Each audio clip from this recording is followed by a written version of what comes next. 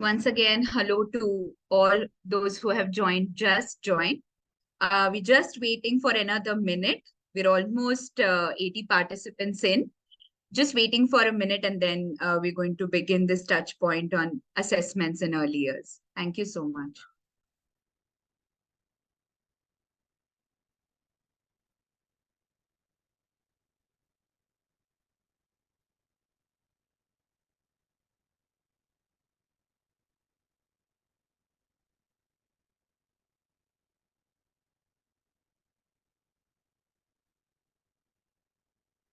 Okay, then let's get started. Uh, a warm, cold, whatever the weather is right now, wherever you are, evening to all of you. I am Sukhada from Sattva Knowledge Institute and very, very happy to welcome you all with this amazing group of speakers that we have in this panel today. This is yet another, conversation that we are having on a very, very pertinent issue in the entire focus area of foundational learning. And now with the National Education Policy, the NCF, we know that foundational skills are not only literacy and numeracy. We're very excited because we have a range of audience, and I would love to highlight this, especially for our panelists, because we all have a great responsibility. There are students from various masters and degree colleges that have joined. There are a lot of practitioners that have joined in. There are a few people from the funding ecosystem, especially the CSR ecosystem, that have also joined in. A few research institutes as well. So there's a range of people and a few government officials as well. What is also super interesting is that we had almost 220 registrations, and now we are seeing as the numbers are going up. This is also a longer webinar that we are doing, 1.5 hours, wherein we'll try and keep a considerable amount of time for questions towards the end. Having said that, we'll love to jump into the introduction, of just setting the context of how and why this conversation began, and also a little bit about our speakers who have done a lot of work already. Just to begin with, we'll just begin with SKI and Sattva Knowledge Institute before we get into the introductions of our speakers. Many of you have also joined our webinars before, but Sattva Knowledge Institute is the knowledge arm, the R&D arm of Sattva Consulting. And it was like launched, started off our work in 2022 October. We work across sectors, across what we call them as practice areas. We have a strong team of 40 plus individuals who work across sectors such as health, livelihoods, education, digital practice, and many more. Our purpose is to broadly create knowledge products, initiate, ignite conversations, and then, eventually lead to some form of collaborative action. And here we are with the third touch point that we are doing on in the education sector per se, which is on unpacking the role of assessments in early years. Now, moving on to our speakers for today. It's a very, very strong bunch of folks that we have here. And I would like to highlight the speciality of this touch point because this is in a way co-facilitated by me, Sukhada, and Swetha, who is the co-founder of Key Education Foundation. So just a little about me to start with here. I work at in the education practice area. I come with an experience of over 12 years of working in the education sector. Most of my time, which I have spent at Pratham, around gender and girls education, and also life skills. But at Sattva, I work in the foundational literacy and numeracy vertical, wherein I lead the product creation for this particular vertical. Beyond this, I've been trained as a psychologist and a sociologist, and that participatory learning, conversations, and work especially influences that ideology influences everything that I do. Moving on to Swetha. There is so much and so little time to talk about all our experts. But Swetha is a Teach for India fellow, and she's the founder, as I said, co-founder of Key Education Foundation. After completing her master's in elementary education from TIS and doing her fellowship, she has been involved in a range of measurement and evaluation activities in the education space. She serves as the member of the Karnataka Steering Committee for Early Childhood Education at the WCT. And Swetha has been, awarded with multiple, multiple domains in education as well. At KEF, she leads product development teams in creating affordable, contextual, and high-impact solutions for school teachers, parents, and many, many other stakeholders. Along with Swetha, we have Amrutha, who is actually an engineer, which has done her engineering in biotechnology. But very soon, Amrutha realized that her calling is actually creating sustainable change at scale, wherein she joined Teach for India and started looking at things from more of a systemic lens. She was also a member of the founding team for Makkala, a Bangalore-based NGO, where she was instrumental in the success that Makkala had across almost 700 schools. And she co-created and has delivered over 200 training sessions over 5 years now. Post her work at Makkala, Amrutha has been trained in Montessori and now leads the Anganwadi program at Makkala Jagriti. Through her work with Anganwadis, she aims to challenge and change the narrative from Anganwadi just being a daycare center to the one that enables learning. One of the amazing things about Amrutha has been the nuance with which she is able to bring out experiences from the field, and I have thoroughly enjoyed that while interacting with her before. Then I move on to Samyukta, who's, I just want to say that Samyukta is a great friend to start with. And, but her experience and, education qualification is so much more. Samyukta is also a trained clinical psychologist. She comes with a strong bent of mind, to see impact at scale in the social sector. She did a few years of work in mental health and then moved to education, wherein again, Pratham was her first space. While she started off as a coordinator at Pratham and worked in Delhi, she eventually led the Delhi chapter, working in communities and government schools. She moved to the national team, led and has led various programs, be it capacity building. She also spearheaded Pratham's work with adolescents back in 2013, and is now for the last 8 years almost leading the early childhood education work that Pratham does in over 14 states in India. Looking at the continuum of early years primarily is the work that she focuses on, and while doing so, looking at large-scale government partnerships is her domain. With all this experience, Samyukta is also a global scholar. She's been awarded the Echidna Fellowship at the Brookings Institute, where her work on gender transformative practices in EC caught a lot of attention back in 2019. She still continues to build on that research and work further. A big hello to all of you. If you could just put your mic on and share basically when you heard about this webinar, what is it that you thought? What were the first thoughts that came to you when you heard about this webinar, and then we can jump into the context. If we could just start with Swetha in the same order, Swetha, Amrutha, and then Samyukta.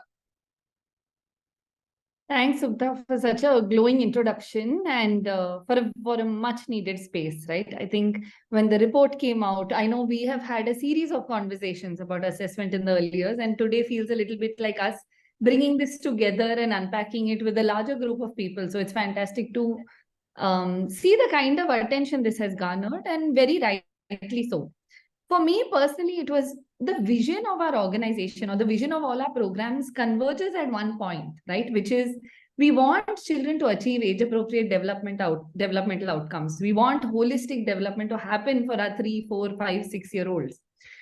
I've personally really gone through the crisis of trying to figure out, one, what does that mean? What are these outcomes? And how do you, in a contextual way, in the context of the Indian Anganwadis, preschool classrooms, find tools and methods to measure this in a way that does not stress the child out and at the same time doesn't stress the teacher out?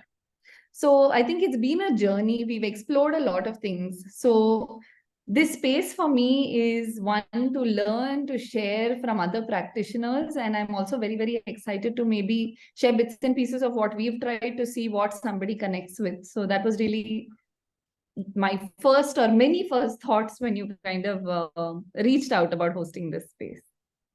Amazing. Thank you. Thank you so much, Swetha. And would love to just tell the audiences that so the webinar also builds upon a paper that SKI published almost a month and a half back, and we had the same group of organizations and also Azim Premji University.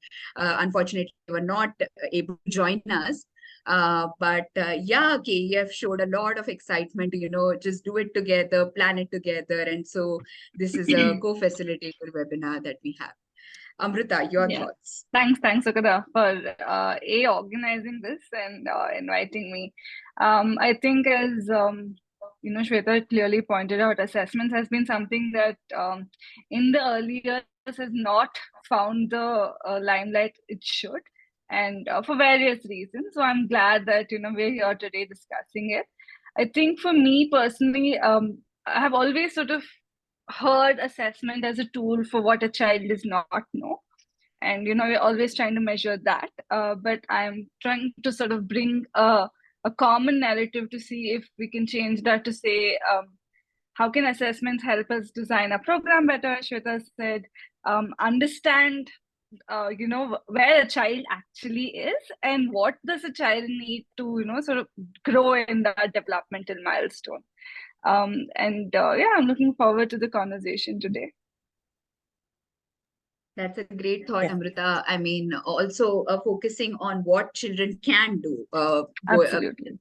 Shifting that narrative is also an important one.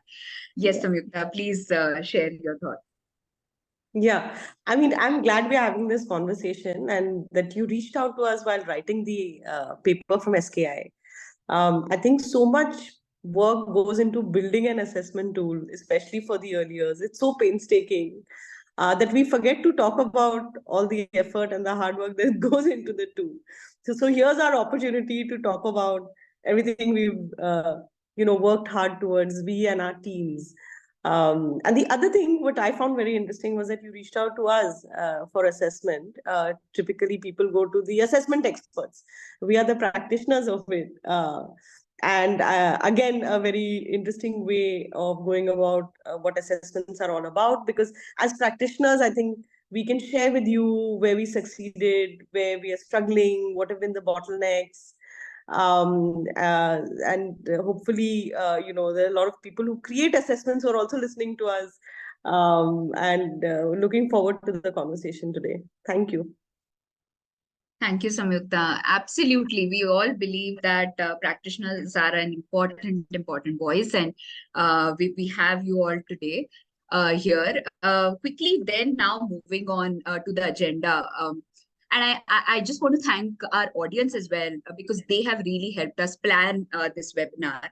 When we sent out the Google form, we had a couple of questions asking them what is it that they'd like to understand, what are the questions that they'd like to answer. And the questions fell into 2 to 3 categories. They basically wanted to understand, what do assessments mean for children in this age group when we say early years? How should assessments look? Is there a framework that one should follow? Are assessments only limited to FLN, or what is that, the other skills, be it social emotional learning? There were quite a few questions on social emotional learning that came in. Then they also wanted to understand, how do we crack the scale problem? How do we do this at scale? What are the challenges that come in the process of doing so? And similar ones, So taking that into consideration, we have 4 segments to this webinar.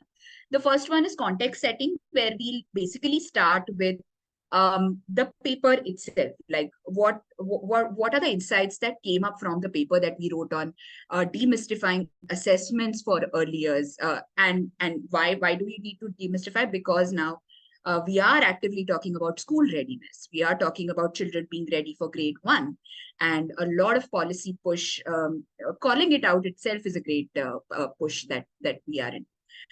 So we'll share briefly about the results from the book, moving into a big chunk on the voices from the ground, wherein, Swetha will come in and she'll basically anchor this conversation, share her own experiences, and also understand experiences from Amrutha and Samyukta around these aspects of what, why of assessments, as well as the challenges and the solutions ahead. The third segment is where we'd love to talk about, how do we go ahead from here, right? What kind of action is needed? What kind of funding is needed? What is the current state? And then we have the last section on questions from the audience, any closing comments, etc. So that's broadly how we want to unpack assessments as a critical lever for ensuring that children are ready for school. So thank you, everyone, once again. If we can just open up the QR code now, and we're just going to pause here for a minute. I urge all our audiences to, scan.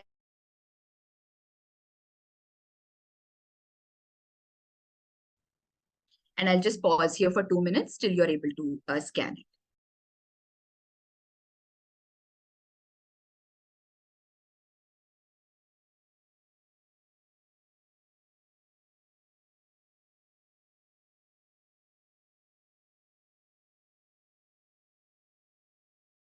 Okay, moving on. So the paper basically had multiple segments, and we started off by talking about in FLN, in foundational literacy and numeracy, and especially in EC, there are multiple kinds of challenges and, actually areas where one needs to invest. Considering that this is such a huge ecosystem, 1.4 million Anganwadis, 1.4 million preschools, 5 million preschools, catering to 80 million children. And despite this, the ASAR that was conducted in 2019 indicated that only 57% children are school ready. So this is a serious concern. Even the recent data on early years does not show a very differing trend. So while there have been various factors that have been spoken about, be it content, pedagogy, capacity building of Anganwadi workforce, governance, one of the things that we realize is that how assessments can play a preventive role as well. Like, it's not only remedial, but it's also preventive, because it helps us understand and identify issues early on. And why assessment in this age group? Also because we know that year on year, ASAR, NAS has been telling us how children are not able to work at the age appropriate level. So when the deficits are early, the deficits carry on, and that is what leads to low learning levels when children enter grade 3 or grade 5 or the grades ahead. What emerged from our conversations were 5 key things why assessments are critical. We just go back. Yeah, 5 key things why assessments are critical. One, assessments help understand what is happening to the child overall, gives cues about the holistic development. 2, again, provides course corrections. 3, not only like these course corrections are basically anchored to what kind of content is needed, what pedagogy is needed, and hence, impacting the overall curriculum in the state as well. 4, we also saw how there is a link to the parental engagement that assessment can have.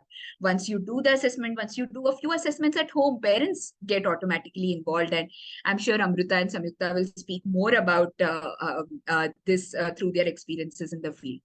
And 5th, also understanding the trends over time, right? Like when you have data of the same kind collected over time, how do you really use that to make bigger policy decisions? While we understood the criticality, we also saw that there are a bunch of challenges that are impeding the scaling up of assessments for this age group. First, it is very, very obvious. All our interviewees told us this. There is no single, while we are saying school ready, there's no definition of school readiness. Everybody understands it differently. While some of the domains are now articulated, like we know that there are the 5 domains of development, but understanding and actually operationalizing them, there is a difference. 2, the entire focus still is on literacy and numeracy, and also because of the ease of assessing those skills. Those are very, very important. But what about the other skills, be it social-emotional learning, physical development, the interconnections between all of them? 3, a recent analysis that we did of the 2022 ASER data also helped us understand that children enter the preschool also, grade 1. In grade 1, if we look at overall India, children are between ages 4 and 7. So that's a huge range. So children are at different age groups. They are from different backgrounds, and that kind of creates a challenge even in terms of, anchoring the tools accordingly. Connected to the backgrounds is also the cultural sensitivity of the tools. 4th, gap in the capacity of the people who would be administering, and also considering that Anganwadi teacher has to do so many other things. She has 14 registers to maintain. I mean, every day, day in and day out. And how do you deal with these things along with the capacity issues? Funding gaps, which we'll talk about in the last section. And also the entire buy-in towards assessment, like content, pedagogy, there is a huge buy-in that we need such interventions, but assessment is something that we have to still convince people about the criticality. While these are challenges and they may seem really overwhelming, please be rest assured that our solution landscape is equally, blooming, and our practitioners, our researchers are already thinking about the different kinds of solutions. And our analysis helped us understand that there are 2 kinds of solutions needed. 1, solutions that can make the tool quality better. And the diagram that you can see below, what does that better mean? How can the tool be comprehensive in nature? How can it be used at multiple intervals, at multiple times? 3, how can how can various data points be used to make more meaningful analysis? 4th, how can it be seamless with the classroom practices? Like right now, assessment is different, teaching learning is different. How do you make assessment embedded in classroom practices? 5th, how do you measure what children can do? And Amrutha just spoke about that aspect, right? What exists rather than what lacks. And the last one, being able to make long-term decisions. But the second thought that also emerged from that conversation is the whole point on changing mindsets of stakeholders. And a lot of interventions, and I'm sure Samyukta will speak more about it. How do you really change the mindset of the community, the mindset of the government to, kind of really pay attention to assessments per se.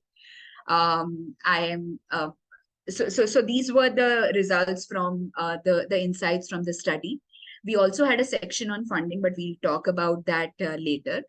Would love to now hand over this conversation to Swetha and listen to the stories from KEF, the interesting things that they've been doing, and also let her anchor it with the other panelists. Would urge the participants to keep noting their questions down, share their questions so that, we can take them all towards the end. Over to you, Swetha. Thank you so much, Sukhada. I think very excited to have this conversation and hopefully address a lot of the questions that have come up along the way as well. So I wanted to just start this section by sharing a little piece that I happened to chance upon, this book by Mitchell Resnick called Lifelong Kindergarten, which resonated very heavily with what we do in assessment. So I thought I would just read this tiny piece to all of you and then we'd get started. So he goes on to say that schools don't know, and he's talking about the context of creative thinking, right? And it says schools don't know how to measure creative thinking. So they end up measuring whatever they can measure more easily. This can end up distorting priorities. There is an old saying, we treasure what we measure. Schools tend to focus more attention and place more value on the things that they can measure, rather than valuing and focusing on things that will make the biggest difference in our children's lives. Some critics have actually gone on to compare the use of standardized exams to a person who loses his keys on a dark street and then only searches for them near the streetlight because it's easier to search there. So the question really is, what do we really have to be measuring versus what are we measuring today? Some of it we're already getting right. So I'm hoping we can unpack which are the pieces that are working for us and which are the pieces that we all need to collectively solve for. I would also kind of like to put it out there that as practitioners, when we've had conversations, I don't think we have solved for everything. I think there are a bunch of things that we have identified as gaps, and it's equally important for us to bring a rich conversation of the problems out there. And when we unpack the problem, we can all come up with some collective solutions. So today will be a mixture of sharing best practices, but also sharing with you the challenges that we face from very real experiences that our teachers and our parents and our children face on the ground. And we hope that as an extension of today, we can have multiple such spaces that allow us to unpack it further. Yes, so Sukhada, can we move on to the next slide, please? Thank you so much. So I think amidst all of this debate, right, I think all of us have come here with a specific thing we want to understand. Let's start with a really simple question to set the context. And Amrutha and Samyukta, I'd love to hear from you on what is assessment for young children according to you, right? Amrutha, if you'd like to kick us off, and Samyukta can share after. Yeah, absolutely. Thanks, Swetha. I really liked what you said about we measure what is the easiest to measure, right? I think that stuck with me. For me, I think I'm going to answer this question both personally as well as having worked in this education space.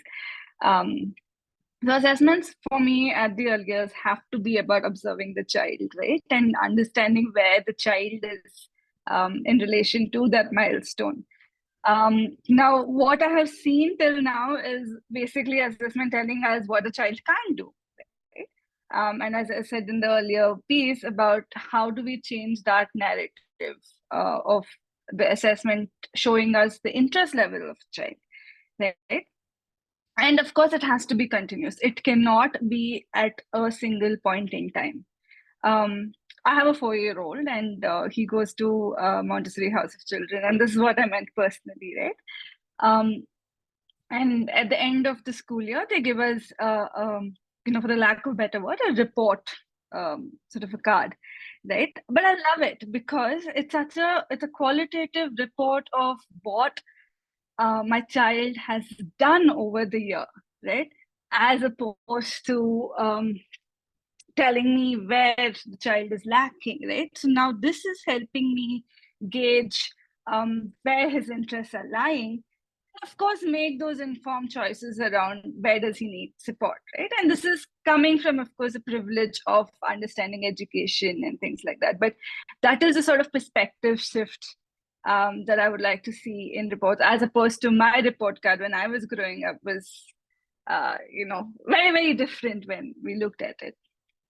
And when I say over a period of time, I believe it cannot be, is the child able to catch a ball? The child did not catch a ball today, right?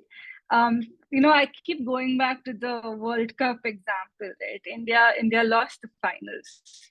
Now, similarly in assessments as well, do we negate everything else India has done till it got to the finals, right? So assessment also has to be continuous and tell me over time how has the child progressed rather than the day of the final itself, right?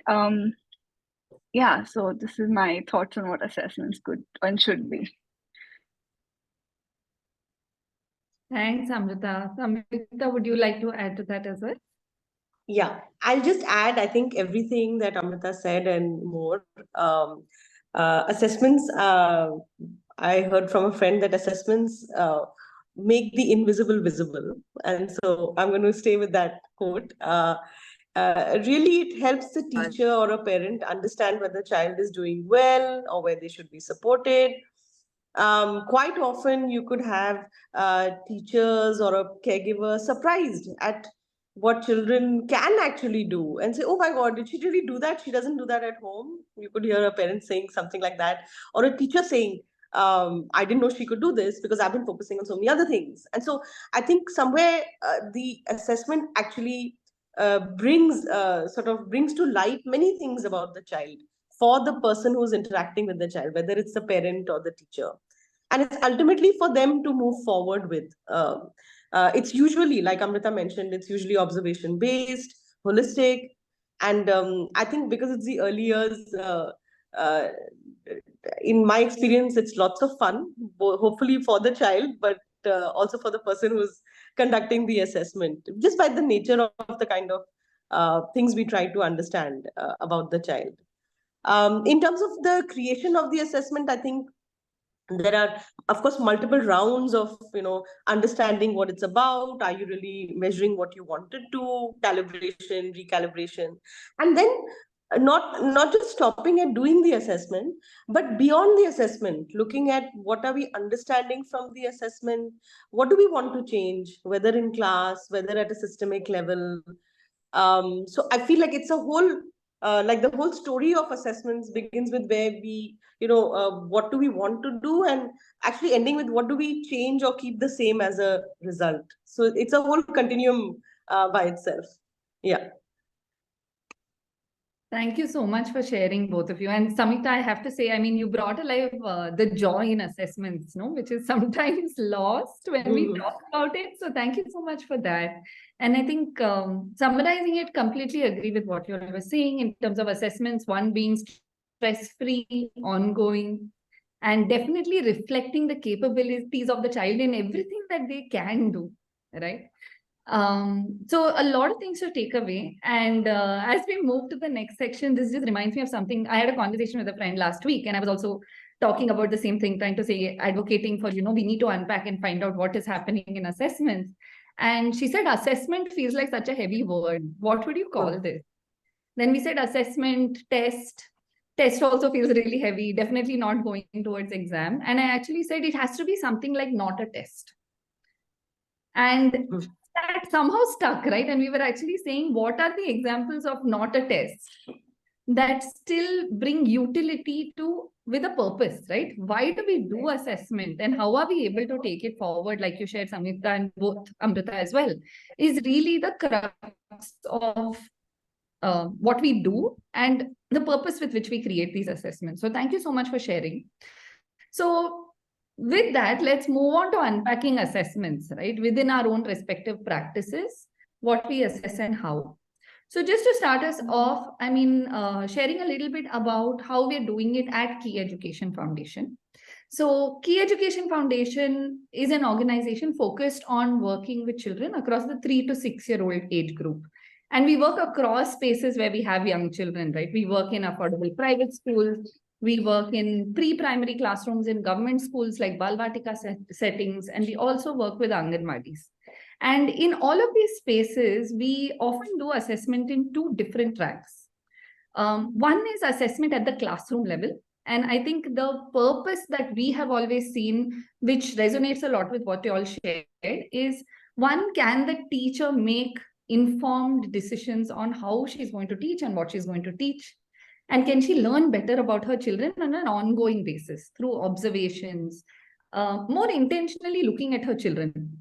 And that itself has been a very big shift that we've had to create, because we realize India doesn't have a culture of observation, right? All of us growing up were never observed, we were tested. So it has been quite a challenge in saying, how do we establish this culture? So we've tried small things like creating 3-point observation tools with smiley faces for teachers.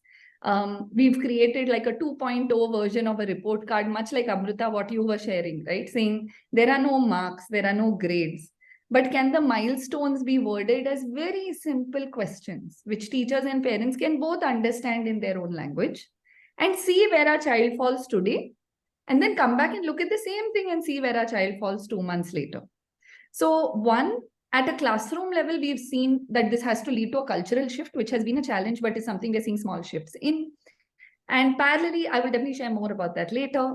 And I think the second part has also evolved as a big purpose of assessment for us, which is making parents invested in what quality early learning really needs to look like.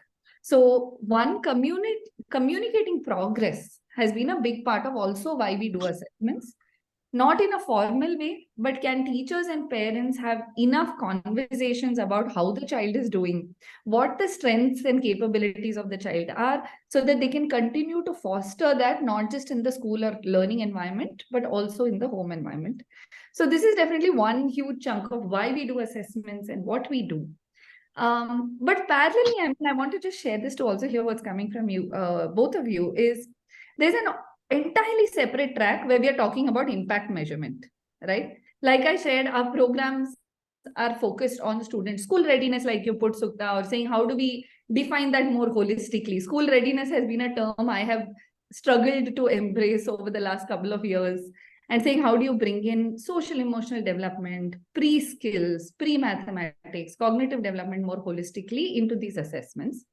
And when it comes to reporting or program impact and looking at it from a scale perspective, saying, is my program working or not for the child? We often look at standardized tests. It could be something like the school readiness instrument, the IDELA, or a lot of internationally standardized tools for student outcomes.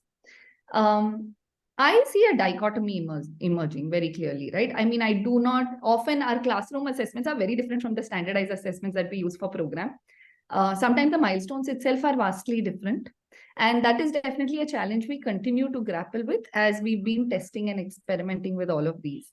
But these are some of the things that we do with teachers, parents, etc., as we implement programs in each of these spaces.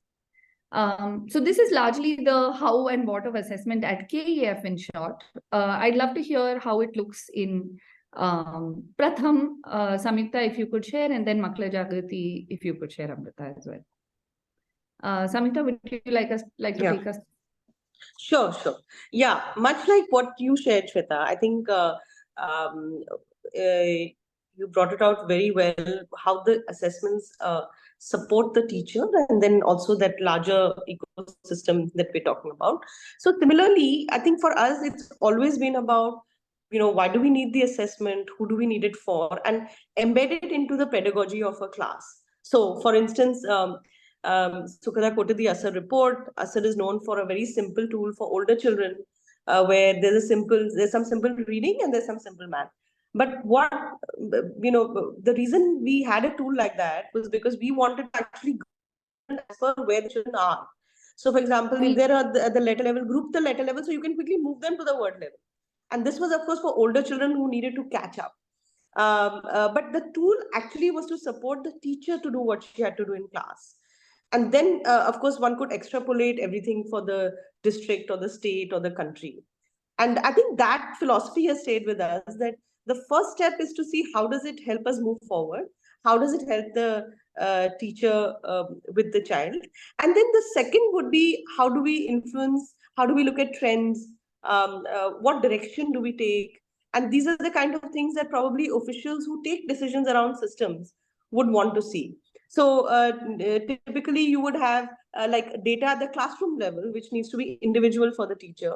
But at a higher level of decision making, direction, and trends, you could use either sample based data or consolidated data, which can tell you about how is the overall system moving.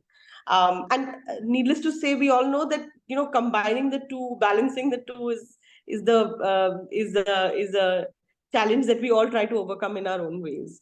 As for how do we do the assessment, especially in the early years, there's a tool that we've tried to build, and we are trying out with our own programs at Pratham, as well as in partnership with some governments. And Swetha, if possible, we can play that video and then I can talk a little more about it. Yeah, sure. If we can just get the slide back and the video. Yeah.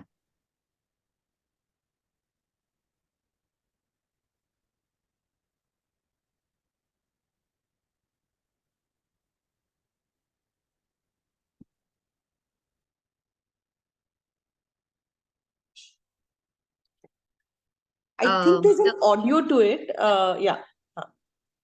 I don't think we are able to hear the audio. Siddharth, if you can check again.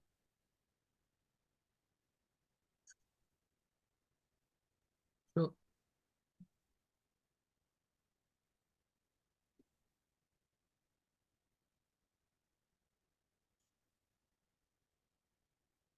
So while the video is coming up, I'll just talk a little bit about the tool. This is a tool that when we realize that we want to measure so many different aspects of the child, the way the child is progressing, all the different domains that you mentioned, social, emotional, physical, etc. Our content teams actually said, let's see how we want to measure this. How do we build a tool that can actually capture all of this? Yeah. I can see it on my screen again, the video. Yeah. Yeah. I think audio may still. Audio still missing. Yeah.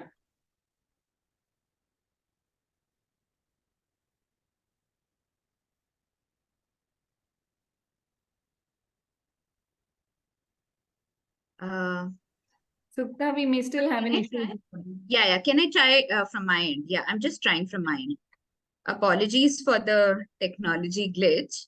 Just give us a moment. So that if you can stop sharing, I'll just try from my end.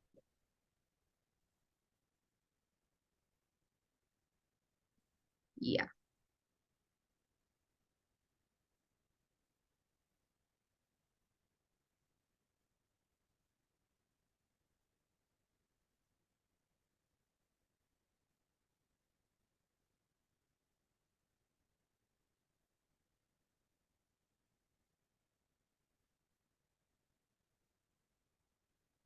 Is the audio on? No. Okay, so I'm just. It's okay. We can just go through. Yeah. Yeah.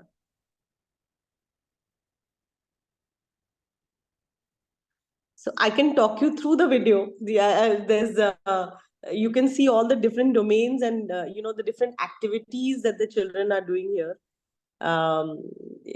Here, this is something around jumping, which is a big part of gross motor skills, physical development domain. Language, being able to communicate, looking at a picture, what can you see in that picture? This is how the tool looks. There are 4 stages. We look at it from preschool to grade 2. So we call it the continuum framework.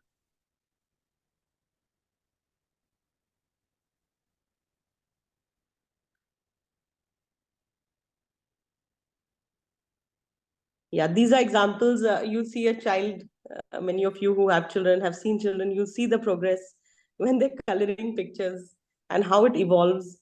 Often print also is there along with the picture. That's an example. And there are many other examples for the different domains.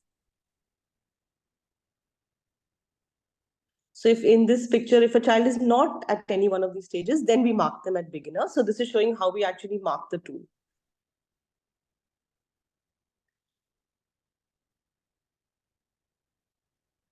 Yeah. Thank you. Thank you for sharing that. So this is the continuum assessment tool that we tried to create with the content teams. And we felt we needed to do it because we wanted to capture the different domains and how it can be captured with children and easy to see. So it's pictorial so that teachers or parents can actually see what's on the tool. And while we were trying to do it, there were multiple pilots. It took so much time to actually get to this tool, and I'm sure there's more need for refinement. But here we tried piloting it in different ways, but we also struggled with contextualizing it. We also tried to see, the same activities. Is it done all over? Like, can this picture work for anyone who sees this tool? Is it simple enough? So the minute I look at it, do I know what I need to do as someone who's using the tool? Is it something that that could be debated? Like, is there there could be so many examples or exemplar activities to demonstrate that domain. So why take only this? There could be a debate around that. We could take some other activity, but we had to zero in on keeping the tool also short, having some sample activities which could actually help us move forward. So this is an example of an early years tool that we used, and we call it stages because we know there are different age groups in different classes. So that's why we say stage, to say, if you've crossed this stage, you're moving towards the next. You could be in grade 1 or 2, you could be in preschool, but you could be in preschool and be communicating really well. So you may not be reading, but you could be speaking really well. And so trying to keep all these different aspects in mind, we tried to create this tool. Yeah. Thank you so much, Samyukta. I think the video was a joy to watch, even if we couldn't hear it.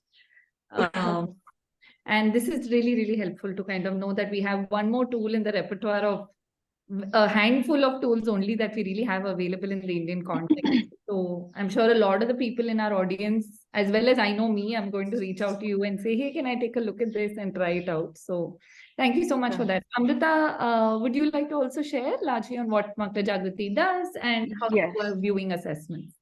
Yes. So very quickly, Makkala Jagriti's work in the early education space is limited and primarily with the Anganwadis. So as I mentioned in my bio as well, it's mostly to see that Anganwadis are not just a space of daycare, but can be responsible for, preschool learning to happen, right? So I'm going to answer this question with that lens, right? I think one of the biggest reasons that we bring in assessments particularly is to get Anganwadi workers to go from being just a worker to a teacher, right? So this is like a sort of behavior and a mind shift change that we're bringing in, where we're sort of telling the adult in the center that you're responsible for this child's development, you're responsible for this child's growth, which wasn't very clearly outlined to them, right? It was one of 100 different things that they were doing, right? So when we introduce assessments, we're giving them very clear-cut directions on these are the milestones that a child should be meeting within this sort of age group. And so what that does is the Anganwadi workers that's feeling more responsible to engage children and provide stimulating activities, right? So that is the sort of angle assessments are helping in. And also, Swetha, if you know, Anganwadi workers collect a lot of data already, right? There are 40 sets of registers that they are maintaining, and these are all talking about development of child, but not learning of the child, right? So it's talking about the height, it's talking about the weight, the nutritional status, all great. But at some point, the needle has to shift, and sort of bringing in that lens of saying, yes, this is another form of data that we're collecting, but how this is so crucial at this age group, right? The second reason why we do assessments is, children going to Anganwadis don't have any documentation that they leave with, right? So that's 3 years of a child spending time in a space, and they start school without any sort of format to say where they are. And I think Samyukta was also talking about it, right? Like, how are we documenting child's progress, right? And hence provide the required support. So we bring in that angle at a school level to say, when you're transitioning to school and you give this to the teacher has a clear understanding of what the child has already achieved or not achieved, or where the child is, so she can appropriately work with the child. I think that has been a big win in many of our Anganwadis that we work with as well. The third area I would like to focus on is the parental involvement, right? We are using the assessment tool as a sort of to create a certain demand, right? Now I go to the parent and I say, like, these are the things that your child needs to grow on. So, right, there are three things that happens. One is the parent understand that learning is critical in this age group, right? Which was something that wasn't known to this strata of society before. Second is to say learning happens in different ways, and it's not only are you doing ABCD 1, 2, 3, but learning is also like jumping, as you're showing, right? It's scribbling, it's that progression. And third, to say how now if a child is not meeting these milestones, how do you sort of create a demand from the Anganwadi to work towards ensuring that the child does it, right? So it's helping us bring in the demand from an Anganwadi to become a space of learning as well. And of course, the fourth, I think you spoke about it, Swetha, is around designing our solutions around these assessments. But I think the one thing I would like to sort of say here is our student assessments are more towards gauging student level. We don't do too much of student level narrative impact with our funders. We look at how is the teacher behavior pattern changing, right? So so these are my thoughts on why we do assessments for children. Yeah. Thanks so much for sharing, Amrita. And I think I can hear the successes and the challenges kind of peeking through when each of us are sharing about our journeys with assessment, right? And really resonate with that. Particularly excited about the piece you shared around getting the grade 1 teacher invested, right? Because the whole idea of stages, I mean, early childhood education and research in EC itself is pretty nascent in India, if we say about a decade old, where a lot of people are speaking about it. But I think now, why stages, why levels? I think for a lot of people, it still sounds a lot like, oh, this sounds nice, but I need to see that children have achieved something now. They've been in the program for 1 year. Why is one child able to do it? Why is another child not able to do it? And I have often struggled to explain this, right? Even when you say, like, we do a lot of assessments against control groups, test versus control groups, to really see how the program is working. But even there, obviously, you're going to have children in different levels in the test and different levels in the control. It seems very, very complicated to say, hey, the test kids are doing better, because all of them are on that continuum and on that journey of between the ages of 3 to 8, learning at their own pace. So and at different levels, right? Yeah. Which people, I think the one area that I feel people forget in early years is, unlike older grades where learning is a lot more static, as in everybody learns at a more similar pace, versus in between your 3 to 8, learning is extremely varied. My kids started to speak at 2.5, right? Somebody else kids that speak at 1. I think that's such a crucial part of learning in early years that assessment should focus on, right? And hence you cannot have extremely standardized tests, right? That's just a thought. No, completely agree. And I think that really brings me to also bringing together our challenges, right? And seeing what kind of stands. And I know Sukhada very nicely summarized all of the challenges that emerged from the conversations with various organizations in the report. So when I mean, thank you for bringing that back up. So that helps me kind of look at it. And I think for me, I really was able to relate to some of these challenges as an organization, particularly some of it we've discussed, like I said, in terms of reporting. When a very tight timeline, which is often a year, is placed on a program or even a teacher in a classroom, there is a perceived sense of pressure that comes in to achieve FLN skills, not even over a 3-year period, but on a year upon year period, right? We have a very urgent need to say the 4-year-old should have reached this level of conversation, or the 5-year-old should have started achieving reading by now. And I think a great point that emerged from Amrutha is definitely, I think we continue to advocate, but I would say still struggle with it at KEF, is to make that shift from, not to say don't assess the child, but can we have a larger societal awareness of how assessing children is a part of the journey? And like Samyukta said, consolidating what we are gaining from the classroom rather than simulating a separate assessment just for the purpose of reporting is definitely a journey that we are on. And maybe tying this in with classroom environment, right? Another big challenge that I have often faced is the whole higher focus on academic skills, right? And I think that kind of often at KEF, the challenge is that we see that those are something you can measure in very tight steps. Child was not able to write, child is able to write. Child was not able to memorize 1 to 10, now the child is able to memorize and recite it. And therefore, my biggest concern is when assessments are more focused on measuring FLN, or if we go down the path of over standardizing it, very like how Amrutha was sharing, the struggle that we really face is we believe that when children are rote taught, they will still perform on these assessments in the short term. So it's very important, in my opinion, and something that we've been advocating for at a societal level in KEF, that we need to be focusing on classroom environment. How do you bring play back into the classroom? And often how much a child gets to play may not be reflected very accurately in how they engage with an assessment.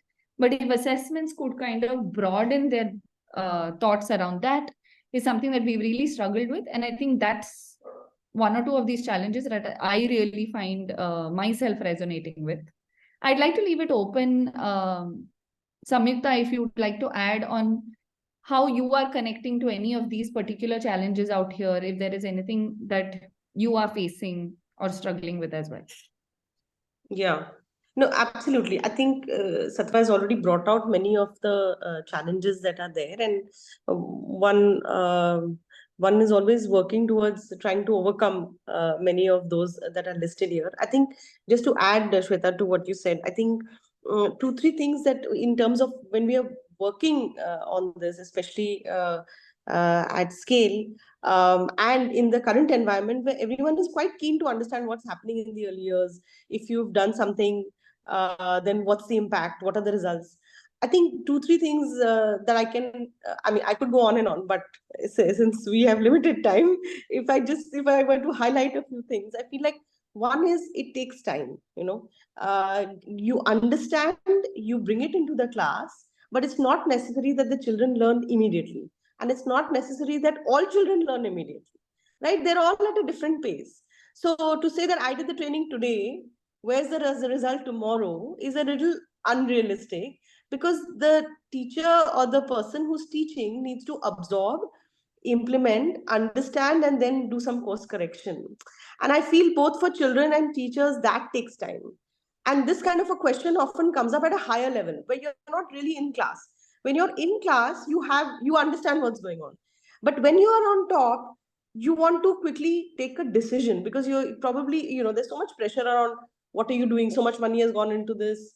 Where are the results? So I mean, I appreciate the challenge that decision makers face. But this is a struggle for us, because assessments would tell you how children have moved forward, and it would tell you also where they could be supported. But when you consolidate all of it, the nuances are sort of, they are lost. So that doesn't mean all children are doing badly or all children are doing well. How do we sort of have the space and time to explain, understand, and do the course correction in a way that it helps the system? I think that is something that we are constantly struggling with. I think additionally, just connected to this, if I were to go deeper into this, I feel, what is the purpose of that assessment? Is it to do something in class, or is it to see where we've reached? Are we trying to do like program related assessments, or are we trying to see what happened at the end of it? I think the purpose really needs to be opened out in a big way. Just to give an example, like, are we doing it? If you're doing it for parents, what do we want to do? If you're doing it for teachers, what do we want to do? And I mean, maybe later I can share a little bit more around what we've tried to do. But I think at the core of it, I mean, one is time, the other is what is the purpose, and then the how the data is actually being used by the teacher to actually move forward in class. Which I think, Swetha, you said that at your organization, you really try hard to do that in different ways, and I think we all try to do it. Because that is a struggle to say, like, it's not an additional task. If can the teacher really appreciate that this is something that's going to help me in all the work that she has, especially for the Anganwadi worker. How do we change that mindset? In grades 1 and 2, there are assessments, but how are we using that data from assessments? So yeah, like I said, I could go on and on, but some of the challenges, yeah. Thank you so much, Samyukta. No, like, I found myself nodding along right through, and I could see Amrutha as well. Yeah. Now, would you like to share as well on the challenge? Yeah. Before I sort of get into challenges at the work, I think the one thing that was going through my mind when Swetha, you were talking is, how this particular role of assessment is not limited to just the low-income private schooling or the Anganwadi system, right? I think overall ECCE in India faces this, right? You look at top schools, right? And again, your assessments there are so one-dimensional, right? I have nieces, I have nephews who sort of spend time learning dictation words, right? I don't know, sorry, digressing, but I'm just trying to say, like, this is a real big problem that and it comes from very deep conditioning as well, I think, of Indian society, of testing, as you rightly pointed out. And it's very easy to do that piece, the testing piece, right? Because you give a test, the child performs, does not perform, right? So there has to be bigger conversations around this piece. And I'm glad we're doing this. But coming back to just the challenges within the program, I think, of course, as Samyukta also said, we faced arts or all of it at some point in the program itself, I think. But if I had to pick, I think capacity building for me would still be my major challenge, right? I spoke about Anganwadi workers being overworked, right? And adding to that another level of work itself. And getting that buy-in or that mind shift change or that behavior pattern to emerge is very tough. We do workshops and we do trainings, and there is a certain deep understanding of why we need to do this, right? But ground realities are extremely different for them, right? Also, there is a certain sort of coupled effect with stakeholder buy.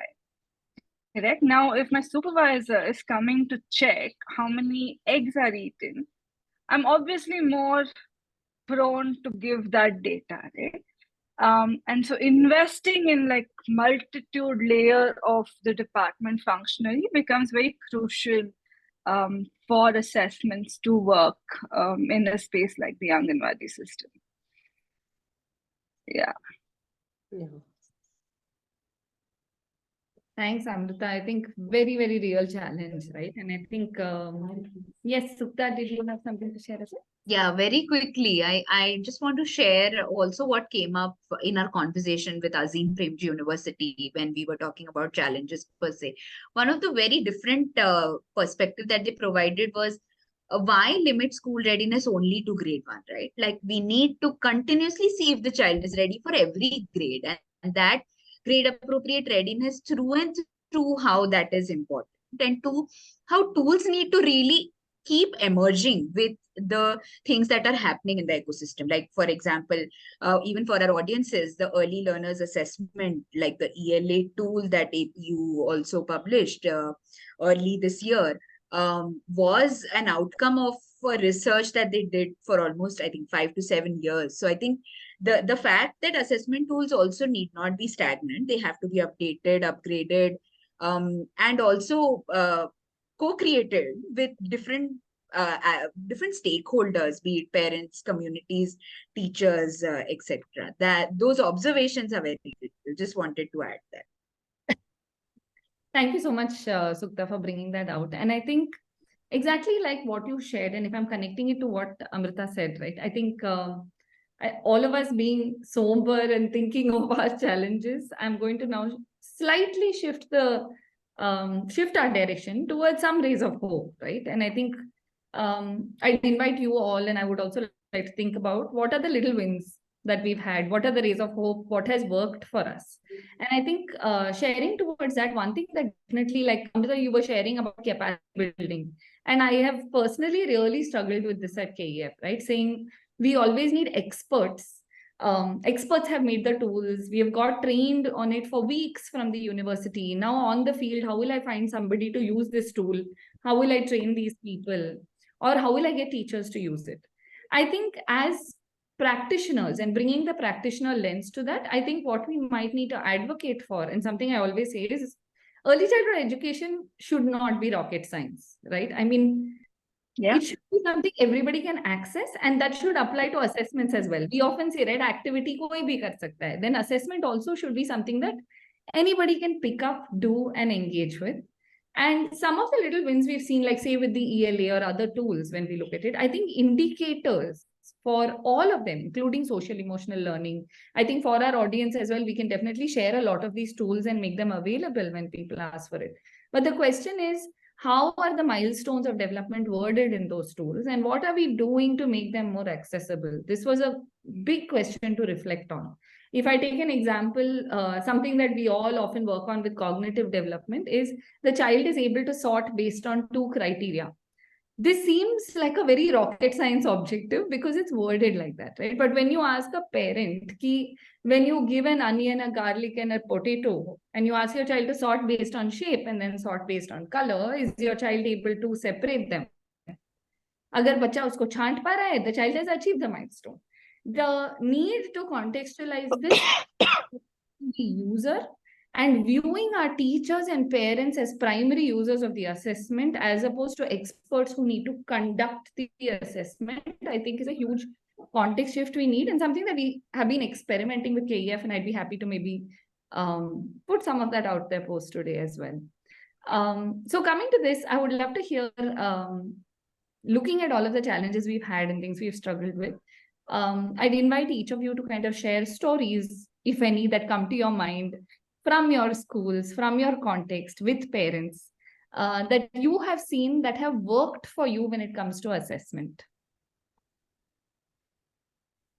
Yeah. Samyukta, if you want to start us off, we could. Yeah. Okay. I can go first.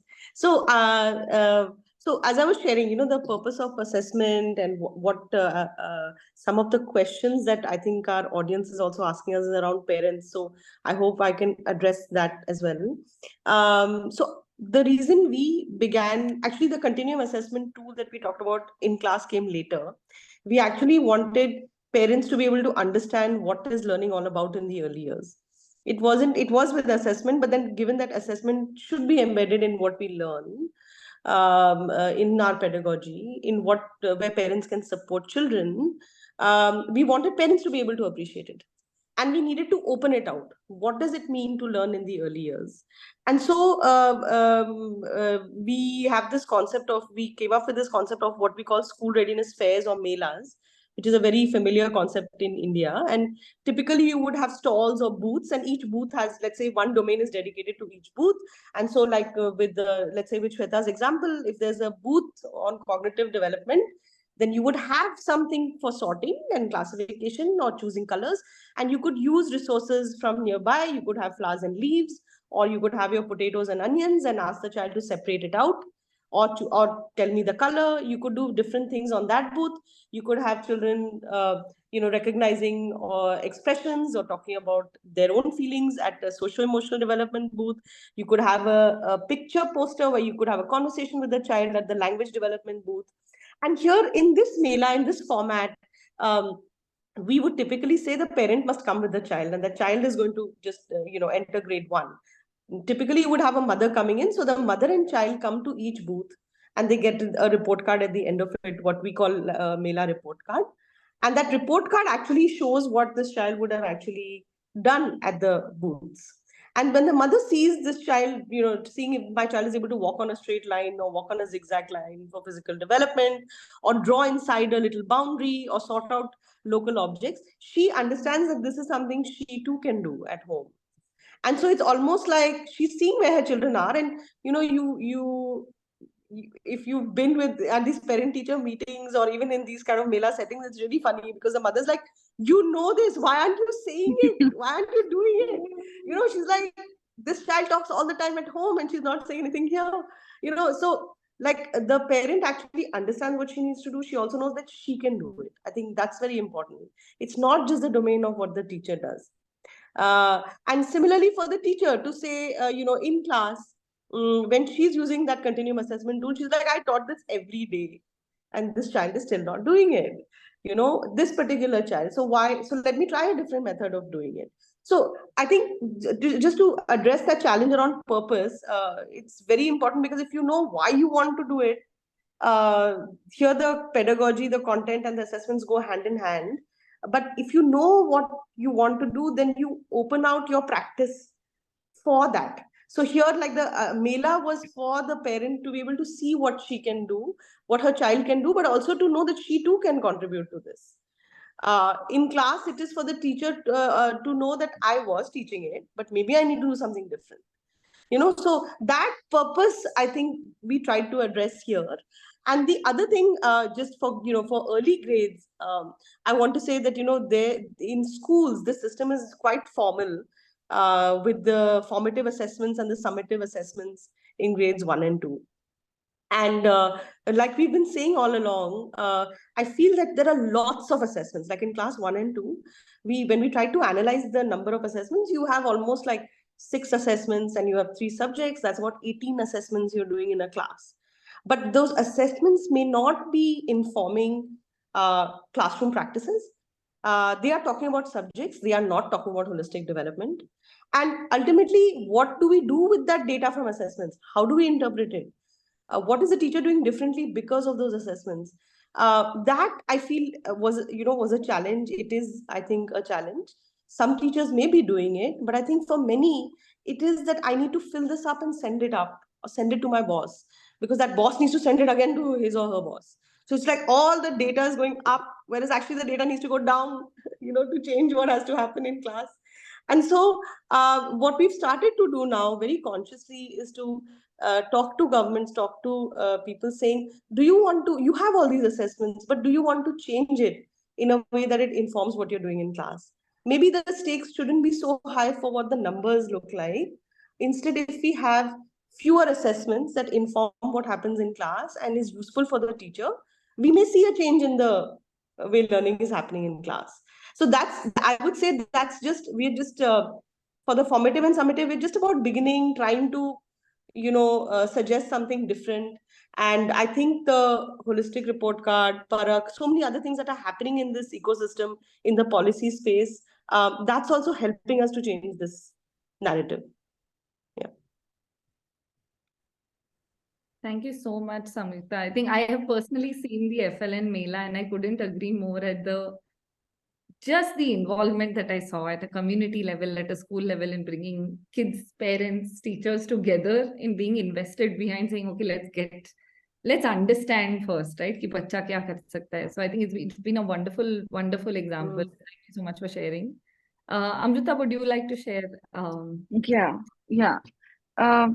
So I think the one sort of solution that we have seen for the challenge, of buy-in is, as Samyukta spoke about, is just really working on the why of doing it and how this is reinforcing the teacher as the teacher as a teacher, right, and the role that she plays in the child's developmental journey. We have worked with the department as well to sort of say, hey, this is a piece that we should be monitoring, we should be tracking, so and hence the demand and the supply sort of work. But the one sort of story that, or the sort of anecdote that really worked for us is again from the parents' zone, right? And I shared this with Sukhada before. So what happens is now I have a parent meeting, and if the parent meeting is talking to me about my child and my child's growth and my child's interest, A, I'm attending, right? B, again, as I said, there is a certain level of knowledge that we are providing for the parent itself. See, now the teacher has not filled this report card. The parent is like, is my child doing this, right? Can my child do this? So that questioning from the parent really pushes a habit change in the teacher, right? And that works for us, right? Because no parent is disinterested about their children, right? There is a certain lack of awareness that this should be happening, and now that I'm aware and I don't see it marked, I'm holding my teacher accountable for telling me. I think working very closely with the parent community in that sense really helps, right? Another sort of area is, of course, the school Anganwadi sort of relationship that we try to build, right? Especially in Anganwadis that are co-located in schools, right? We do something called as a graduation day, right, where kids graduate, and many of them, about 90% of Anganwadi children, move to government schools, right? So we invite the HM, we invite the first grade teacher to come in. We share this on that day with the teacher. So now there's an expectation also that's setting in, right? So the Anganwadi teacher is following through to make sure that she's seen as somebody capable of imparting this knowledge. Otherwise, there's a huge blame game in this ecosystem. The first standard teacher says, Anganwadi, see, the bacha has come and they've not learned anything, right? But now our document clearly outlines where is that child, where is it standing, what is the support is required, right? So the status of the Anganwadi teacher in that place also sort of increases. Sorry, I didn't mention the tool that we use. We use the ICDS card, which is developed by WCD and Ambedkar University. I think the reason we've also done multiple testing of tools. I think the reason this worked for us is the simplicity of it, right? At the end of the day, I couldn't think of a tool that would require too much effort from a teacher's end to conduct this assessment. Right? So what this tool is a basically bunch of indicators, activity indicators, that a teacher would know about a child, right? But how do we go from knowing it to marking it, and then sort of streamlining the support for it? So that is the progression that we're seeing. So yeah, I hope that answered. Thank you so much, Amrutha. And I actually completely agree on just thinking of the structures in terms of what can keep it simple in terms of usability, right? And that's really the make or break. In the interest of time, I'm going to share very, very briefly in terms of some of, I think, crisscrosses a lot in terms of the best practices that we've been trying at KEF as well in terms of things that have worked. There are two assessment strategies that we've applied across the different spaces we work in. One that we've been playing with is the classroom observation sheet. So what we have found is milestones of development in the early years, much like we spoke about, are continuously evolving from age 3 to 8, right? They don't change too much. Just the expectation from the child probably increases a little bit. And we have found teachers really struggle because teachers want to assess the syllabus. That is how most of the teaching population has evolved, and that's how we all were assessed. So we actually have two tools that we have put in classrooms. So if you can see at the bottom right of the slide, we have a classroom observation sheet that is put on the wall, where we actually have just 3 or 4 milestones. They're similar to what a child would be able to do, but it is connected to what the teacher is teaching. So if the teacher is teaching animals, it may be about the child's ability to have conversations about animals. And we specifically put that there so that the culture of observation is put into place.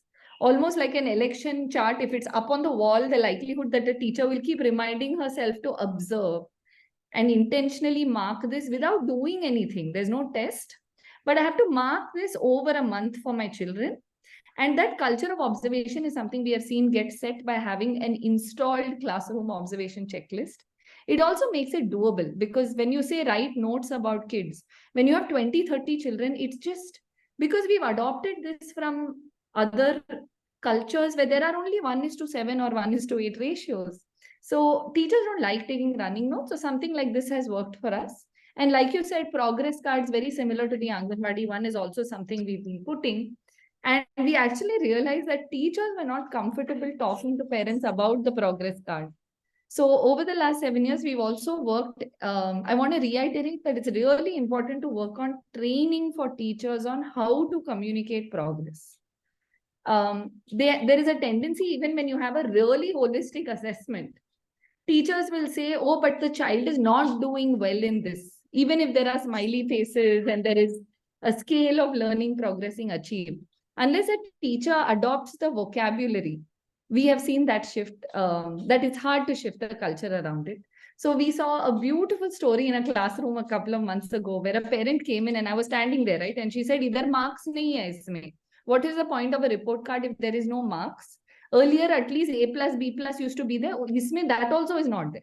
What is this card, right? And the card that you'll see on the screen is kind of what I saw. But I saw the teacher was so confident because of the training that she actually explained to the parent that learning, progressing, achieved is only a continuum. It doesn't mean that the child who is on learning is performing badly. But if you notice and observe your child, so it also encourages the parent to intentionally see what is my child capable of. And said that where your child is learning, maybe you could do a little bit more. Maybe you could tell stories around this. And I thought, like for me, the win was that the teacher could have a meaningful conversation on this. Not so much that the card existed or that was used. So I think these are the little wins. And I think a lot of us are sharing similar things around investing our teachers and parents.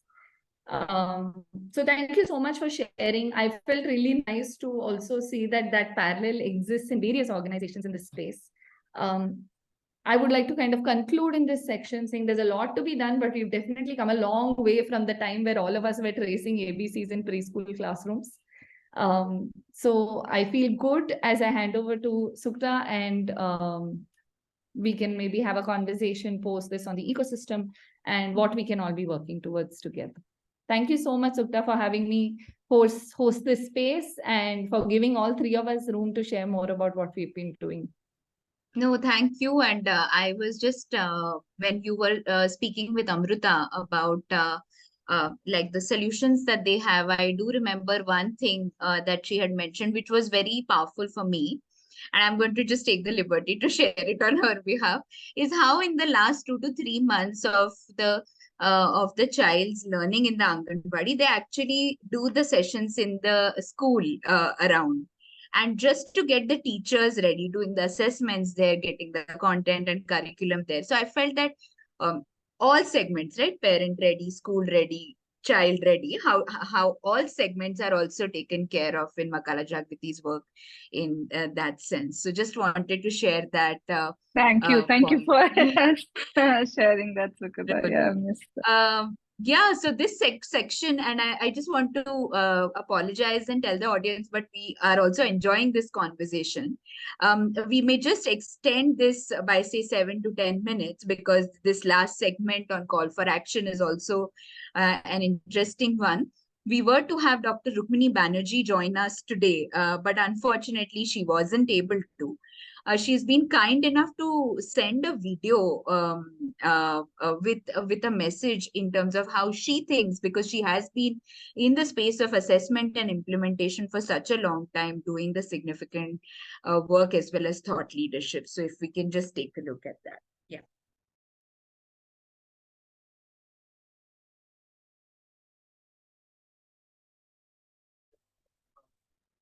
Sukhada, we have an audio issue. Audio. Okay. Again, there's an audio issue.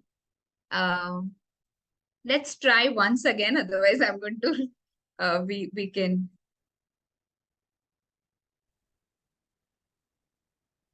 Yeah, try once again, Siddharth.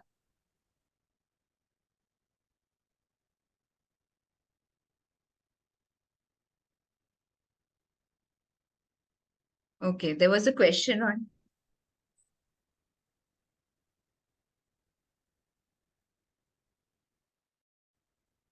I don't think we can hear it, Siddharth. Okay, there was a question on how technology can be used, but now we clearly see. Okay. Anyways, but I'd like to just summarize the three things that she spoke about, right? Like, she basically said that this, what we are talking about, is not very new. This has been there, but the policy really makes a difference. The policy documents really make a difference to how we are looking at it now, and this is the time for the collective action to come in. While saying that, she emphasizes on the importance of the breadth of skills. So it's not only foundational literacy and numeracy, but as our other panelists also spoke about, it is a bunch of skills, and they need to be looked at through a continuum. What Samyukta also emphasized, the progression of the child across those age groups needs to be studied, and the child needs to be not assessed at one single point, but across age groups. We'll try and share this video with along with the recording to the participants as well, so that you can take a look at the video as well. But these were the three key things that came up in the conversation. And I think these are also areas for investment, right? Like in terms of how do you really, we do need patient capital to invest in this space for a longer time as well. If we can just go back to the slide deck, and the analysis that we had done in terms of the funding also indicated that how this space is a low invested space in general, even as we look at the education landscape overall. 0.3% of the overall education funds go to ECC. And if we look at the Samagra budget, it is not more than 3% of the Samagra budget. 0.2% of education budget goes to assessments. And this is assessments we are talking across preschool, primary, secondary. And the share that ECC gets is way too less. And when we did an analysis of the private sector, we also saw that only 17% of the education CSRs, where education and health actually top the CSR funding, only 17% goes to ECC. And I think roughly up to 22% from the health funders goes to ECC as well. This data is a contrast to the criticality that we spoke about, right? And at this juncture, hence, would love to hear from Swetha, Amrutha, and Samyukta about, if you were to decide, what is it that one or two things that you would really want the attention from the funding ecosystem or from the government ecosystem, like people who can really create that shift? Where is it that you would like the attention to? Swetha, if you can kickstart this sharing. Sure. So that, I think I lost your audio for a second. You're talking specifically about assessments, right? Yes. Yes. Yeah, so I think definitely one piece that we all spoke about today, right? I think I would really love for the larger ecosystem, which is mainly the funding and government landscape, to take a more long-term view when we talk about student outcomes. I think we all need to be more empathetic, first to the child itself, as opposed to organizations that may be implementing programs and saying, you have the time. So assessing a child and reporting on this data just creates stress at multiple levels within the system if it is not viewed with a more long-term lens. And similarly, as an extension of that, I would also love for a more nuanced understanding of impact in early childhood education to emerge, right?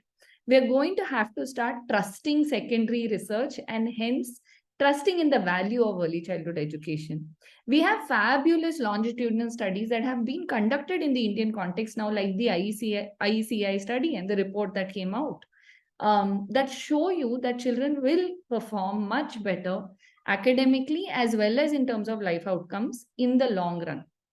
But it may not be practical for governments to want to always say conduct an RCT or always want to look at long-term outcomes of a program and saying, no, we want to bring playback. We want to look at a holistic way of viewing early childhood education. And we trust that when we do ABCD, long-term outcome for children will happen. Every child will be school ready by the age of 6, 7, and 8. If we do these things, is a more nuanced understanding, in my opinion. So I would really like for the ecosystem to broaden their perspective on assessment and give our child the amount of time that each of them uniquely requires in order to meet them. And I'm sure, I mean, I keep saying, right, if the ecosystem is fine, if the school and the home are sorted, the child will learn. I think it's never about seeing how much the child has learned. Absolutely. No, that's a brilliant point, Swetha.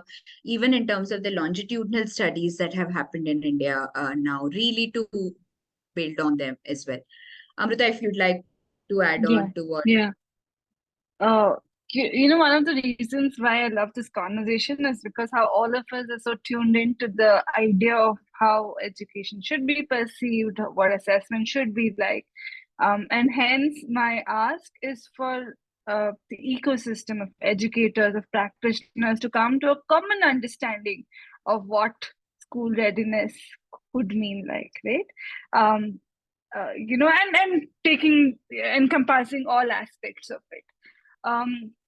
My second, I think, with regards to funding or funders or impact narration, is to really take in assessments beyond literacy and numeracy, right?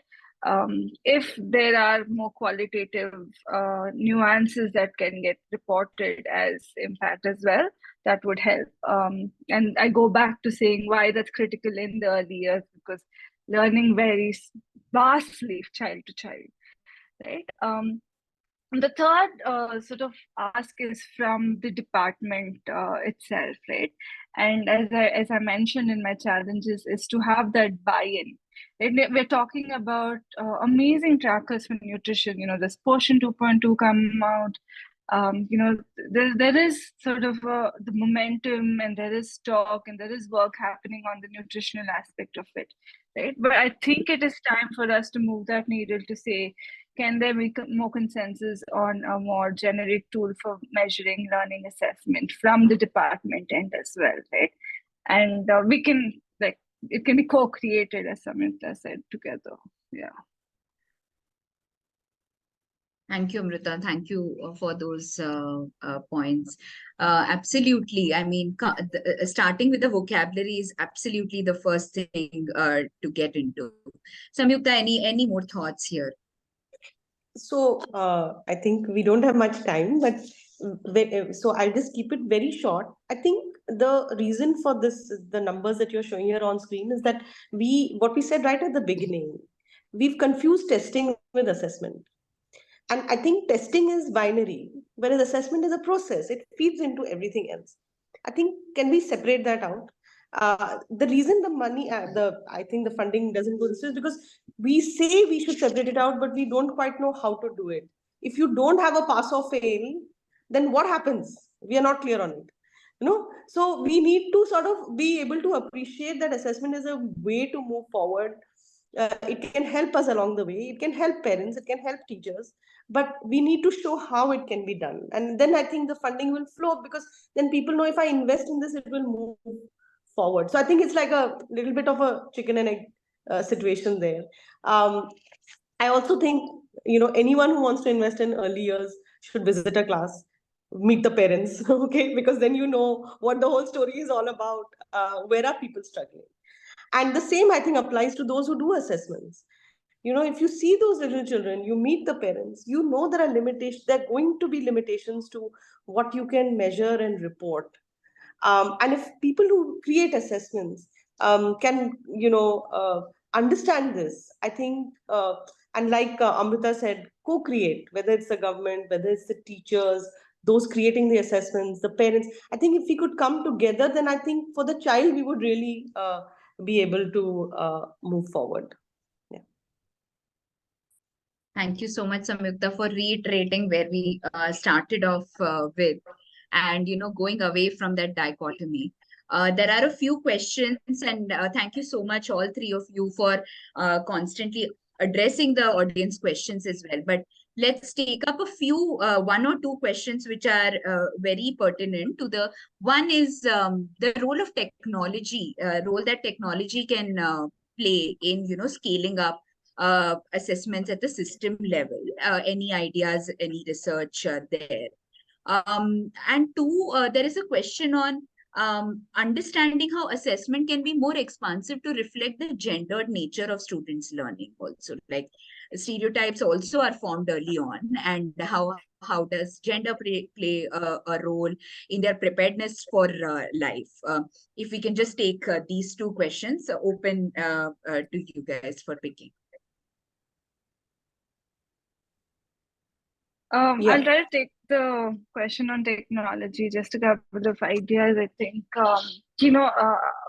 if you're looking at assessments that are more observational and over time, and not necessarily it's not something that a child has to do with the tech. I think tech definitely helps play that role, and definitely will help with scale.